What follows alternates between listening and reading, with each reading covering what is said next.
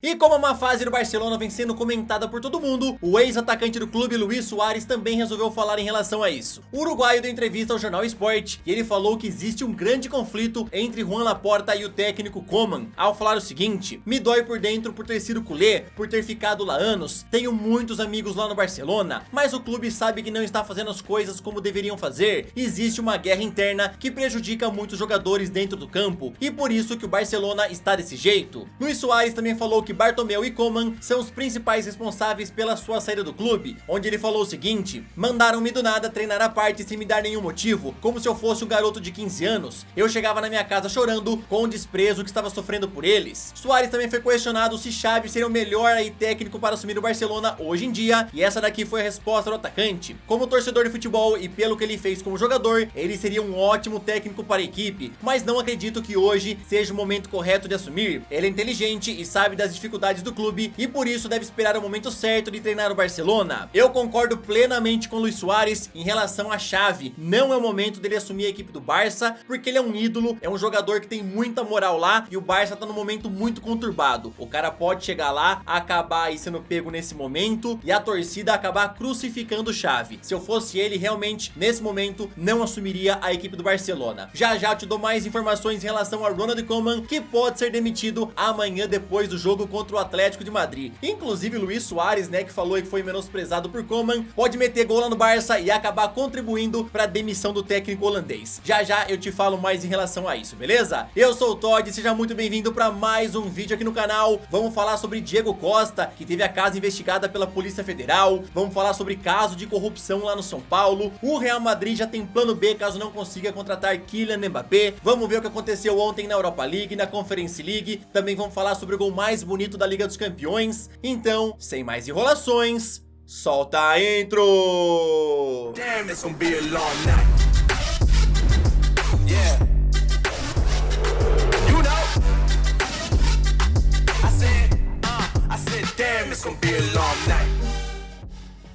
Ontem pela Série B, Sampaio Corrêa e Remo empataram em 1-1. Agora que a 27ª rodada acabou, a tabela ficou desse jeito. Coritiba lidera o campeonato com 53 pontos. Botafogo é o vice com 48, CRB tem 47 e Avaí é o quarto colocado com 46. Vasco é o oitavo com 40, Cruzeiro é o 15º com 32. Pela volta da semifinal da Sul-Americana, o Atlético Paranaense venceu mais uma vez o Peñarol. Nicão, com esse chute de fora da área, abriu o placar. Ainda no primeiro tempo, o Santos pegou esse pênalti e Pedro Rocha, aos 80 minutos, marcou o gol dele. Com essa vitória de 2-0, o Furacão agora vai pegar o Red Bull Bragantino na final da Sul-Americana. Então temos duas finais brasileiras nos torneios aí sul-americanos, Na Libertadores temos Palmeiras contra Flamengo e agora na Sul-Americana temos Atlético Paranaense contra Red Bull Bragantino. Eu quero que você deixe o seu palpite, quem que vai ser campeão desses dois torneios. Lembrando que a final da Sul-Americana é no dia 20 de novembro e a final da Libertadores é no dia 27 de novembro. A casa de Diego Costa foi alvo da Polícia Federal nesta semana, que cumpria mandatos de busca e apreensão. A Polícia Federal está investigando a operação Distração, que segundo o Globoesporte.com, ela apura a prática de exploração de jogos de azar, lavagem de dinheiro, evasão de divisas e organização criminosa envolvendo um site de apostas. Diego Costa é suspeito de ser financiador do esquema criminoso, o que já é negado pela defesa do jogador. Enquanto isso, o Atlético Mineiro acompanha o caso com atenção e entende que juridicamente não corre nenhum risco, mas mesmo assim já tem um advogado criminalista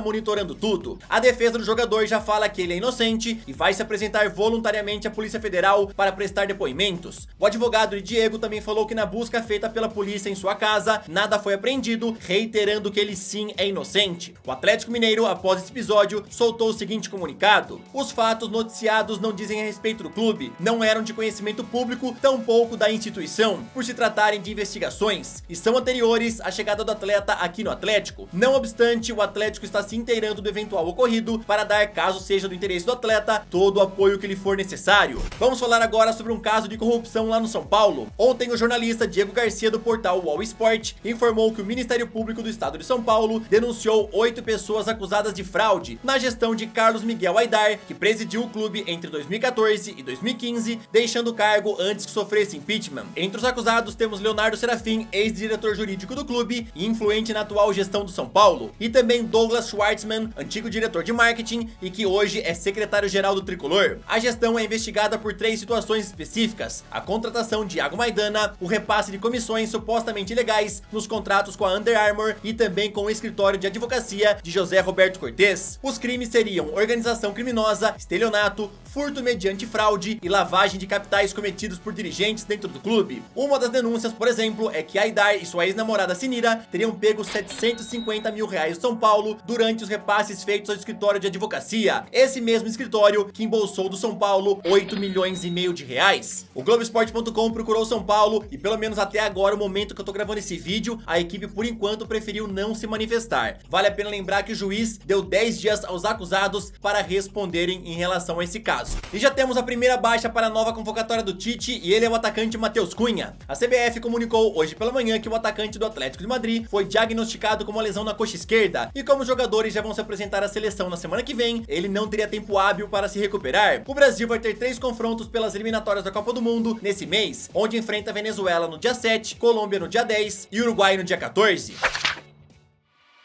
Agora que eu já falei do Brasil, me dá aquela moral, deixa o like no vídeo, se inscreve no canal e não esquece de ativar o sininho pra você sempre ser notificado quando for saindo algum vídeo novo. Agora, bora daquele nosso rolezinho pela Europa. Ontem na Europa League, Frankfurt venceu o Royal Antwerp por 1 a 0. Também por 1 a 0, o Legia Varsóvia bateu o Leicester City. Napoli perdeu em casa para o Spartak Moscou por 3 a 2. Lyon venceu o Brøndby por 3 a 0. Também por 3 a 0, o Braga venceu o Midtjylland. Lazio venceu o Lokomotiv Moscou por 2 a 0. West Ham venceu o Rapid Viena também por 2 a 0 e o Bayer Leverkusen atropelou o Celtic por 4 a 0. Na Conference League, a Roma venceu o Zorya por 3 a 0. El Shaarawy fintou o goleiro e já marcou logo aos 5 minutos. Aos 66, Smalling marcou dele após cobrança de escanteio e 2 minutos depois, Tammy Abraham marcou o terceiro. Tottenham goleou o Mura por 5 a 1 com destaque para Kane, que entrou aos 60 minutos e marcou 3 gols. Dele Alli de pênalti marcou o primeiro gol. Lo Celso com essa paulada ampliou o placar. Com esse golaço, Ziga Coles diminuiu para o Mura. Lucas Moura desse lindo passe para Kane marcar o terceiro gol, Son cruzou e Kane fez o quarto dos Spurs. E depois Lo Celso mandou esse bolão para Kane fechar o passeio. A UEFA anunciou que o goleiro Athanasiades do Sheriff foi eleito o melhor jogador da semana na Liga dos Campeões. O primeiro gol de Messi pelo PSG foi eleito o mais bonito da semana. E a seleção da semana na Champions ficou assim: Athanasiades no gol, Douglas Santos, Rakitic e Skriniar na zaga, Van Aken, Chiesa e Gueye no meio campo, Leroy Sané na esquerda e Salah na direita. E o ataque é formado por Darwin Núñez e ADM. O que você achou da seleção da semana lá na Liga dos Campeões, do gol mais bonito e também do melhor jogador eleito pela UEFA? Eu quero te lembrar também que na Europa League quem concorre a melhor jogador da semana são Ekambi, Promes, Mazouras e Galeno. E na Conference League, Harry Kane, Hysky, Lang e Markovic. Koeman, após a derrota de quarta-feira para o Benfica, falou o seguinte na coletiva: não posso dizer nada sobre meu futuro, porque não sei como o clube pensa nesse sentido. Não quero responder a mais perguntas sobre esse assunto, porque não está em minhas mãos. Só posso comentar meu trabalho com a equipe. Me sinto apoiado pelos jogadores e pelas suas atitudes, porém não sei quanto ao clube. Sérgio Busquets não acredita que a solução para Barcelona seja a demissão do técnico Koeman, e ele falou o seguinte na entrevista: creio que a solução não seja essa, isso daí é o mais fácil de acontecer no mundo do futebol, porém os jogadores também têm que tomar responsabilidades, afinal estamos em uma situação crítica. Frank de Jong foi outro também que apoiou aí a decisão do Koeman não ir embora, ao falar o seguinte: eu só posso falar sobre mim e não sobre o Koeman, mas acredito que a saída dele não seja a solução para o nosso time. O Mundo Deportivo já cita que o técnico fica até amanhã pelo menos para o confronto contra o Atlético de Madrid, e caso não consiga uma vitória, o risco de sair é gigantesco. A ESPN destaca que o presidente Juan Laporta adicionou mais 2 nomes em sua lista de substitutos, como o nome de Marcelo Gallardo, que comanda o River Plate, e André Pirlo, que está sem clube desde que deixou a Juventus.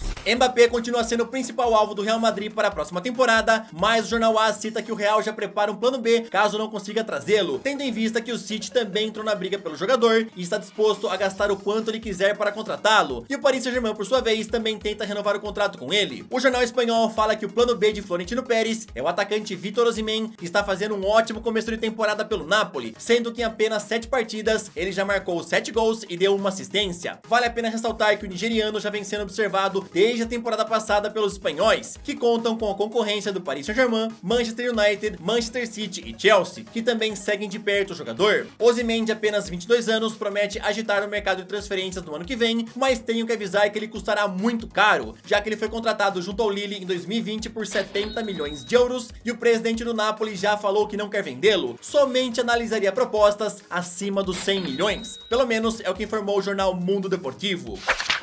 Bom, galera, essa foi mais uma edição do Todd News. Eu espero que vocês tenham gostado. Não se esqueçam de comentar sobre tudo. Bora bater um papo, bora ter uma discussão sadia. Tamo junto, valeu, até o próximo vídeo. Falou!